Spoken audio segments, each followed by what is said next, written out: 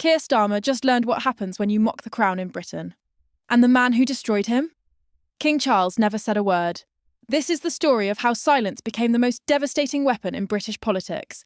It started behind closed doors at Windsor Castle. King Charles held a private meeting with Nigel Farage and senior Reform UK figures. No cameras, no ceremony, just quiet conversations about Britain's future and growing concerns about the government's direction. When news of that meeting leaked, Westminster erupted. For Starmer, already battling criticism over his leadership, this felt like a direct challenge. Palace insiders suggested the king had expressed concerns about the country's path. And for a prime minister accused of weakness, the image of the monarchy meeting with his biggest rival was a humiliation he couldn't stomach. If you want to see how one sentence toppled a government and rewrote British politics overnight, hit that subscribe button right now. Because what happens next is political warfare at its most brutal. Behind the walls of Number 10, Starmer's fury reached a breaking point. He called an emergency cabinet meeting. Ministers filed in. The tension was immediate. Starmer was pacing, his frustration visible to everyone present. And then he said it, the words that would end his career. The monarchy is nothing but elderly men in elaborate costumes pretending to matter. The room went silent. Ministers sat frozen. Some looked horrified, because everyone knew they'd just witnessed a career-ending mistake. Education Secretary Bridget Phillipson later told colleagues she'd never seen a leader so reckless with the traditions that hold Britain together. Those words would leak, and when they did, they would shatter everything. The leak came within hours. By nightfall, journalists were reporting it. By morning, it dominated every front page in Britain. Starmer insults the crown. PM mocks king in private tirade. Labour leader attacks monarchy. Social media exploded. Hashtags condemning Starmer trended nationwide. Memes portrayed him as a Republican radical trying to destroy British institutions. Even long-time Labour supporters couldn't defend him. A retired teacher from Liverpool filmed a video that captured the nation's mood perfectly. Her voice shaking with emotion, she spoke directly to camera. "I've voted Labour all my life. My parents voted Labour, my grandparents voted Labour, but insulting our king? That's not leadership, that's destruction. I can't support this anymore." The video went viral. 3 million views in 24 hours. The comments became a gathering place for disillusioned Labour voters, sharing stories of betrayal. But it wasn't just social media. A YouGov poll conducted 48 hours after the leak revealed nearly 3/4 of Britons believed Starmer had gone too far. Over half of Labour's own voters doubted his ability to lead. In Labour's traditional heartlands, communities that backed the party for generations, the reaction was catastrophic. Union leaders fielded angry calls. Local offices were flooded with complaints. Lifelong activists returned their membership cards. What should have been manageable had become an existential crisis. And through it all, King Charles said absolutely nothing. That silence became the most devastating response imaginable. While Starmer scrambled to explain himself, while his press team issued frantic statements, while ministers tried to spin the story, the king remained calm, dignified, untouchable.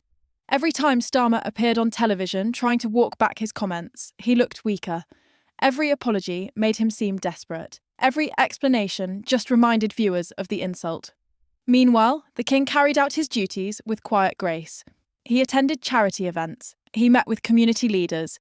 He fulfilled his constitutional responsibilities with the same steady composure he'd shown for decades.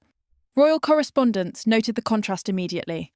One BBC analyst captured it perfectly. One man looks like a statesman. The other looks like a leader unravelling in real time. The king's silence proves something fundamental about power. Sometimes saying nothing speaks louder than any speech. Sometimes dignity is the strongest weapon in politics. But while Starmer crumbled, someone else was rising. Nigel Farage had been waiting for a moment like this his entire political life. Standing outside Reform UK headquarters, flanked by Union Jacks, he delivered a speech that electrified the nation. "When others insult our king, we honour him," Farage declared, his voice rising with passion. "When others mock our history, we defend it. When others tear down what makes us British, we stand proud and say, 'Not on our watch.'" He paused, letting the words land. This isn't about politics anymore. This is about who we are as a nation. This is about the values we refuse to surrender. And I promise you this, Reform UK will never, ever apologise for loving our country. The crowd erupted. The footage went viral. Within hours, millions of views. Within days, it was being shared by people who'd never considered voting Reform UK before. The party's membership quadrupled in a week. Donations poured in from every corner of Britain. Local offices opened in towns that had never seen a Reform UK presence. And the polling told an extraordinary story. Reform UK, once dismissed as a fringe protest party, was surging. In some polls, they'd overtaken Labour entirely. Farage wasn't just a political irritant anymore. He was a genuine threat to become leader of the opposition. Inside Labour headquarters, panic turned to civil war. MPs who'd been loyal to Starmer formed secret WhatsApp groups, debating whether they could campaign under a leader who insulted the monarchy. Senior figures began positioning for a leadership contest. Rachel Reeves, the Shadow Chancellor, went conspicuously silent. Colleagues reported she was taking calls, listening to concerns from MPs. Political insiders recognised it immediately. She was preparing a leadership bid. Angela Rayner began openly rallying MPs, telling anyone who'd listen that Labour needs a steady hand to guide us out of this chaos. It was the language of a coup. Even Diane Abbott emerged with a brutal assessment. Starmer hasn't just dragged us into scandal, he's led us to the brink of annihilation. Labour must decide now whether it wants to survive. The criticism stung because it was true. Internal polling showed Labour's support collapsing across every demographic. Young voters abandoned the party over needless provocation. Older voters left over the insult to tradition. Working-class communities felt betrayed. And then the resignations began. Rachel Reeves and Wes Streeting announced their departures within hours of each other, both citing irreconcilable differences in leadership direction. Angela Rayner followed the next morning. Within 48 hours, 7 cabinet ministers had quit. Top party donors pulled funding. The communications operation went dark. Outside Westminster, the scenes were chaotic. Thousands of protesters gathered, waving Union Jacks, chanting, "Respect the Crown, remove Starmer, now." Television crews captured it all in real time. Britain was watching its government collapse on live television. And then, late one evening, Buckingham Palace broke its silence. The statement was released without fanfare. No press conference, no royal appearance. Just a simple document posted on the palace website.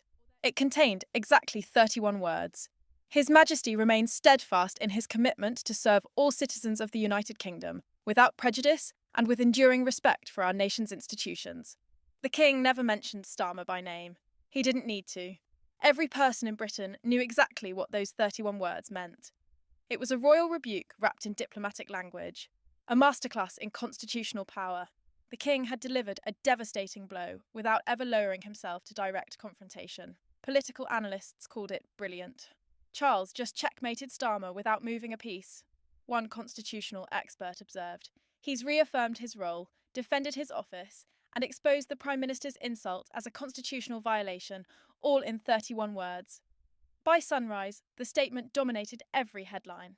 By midday, it was the only story that mattered.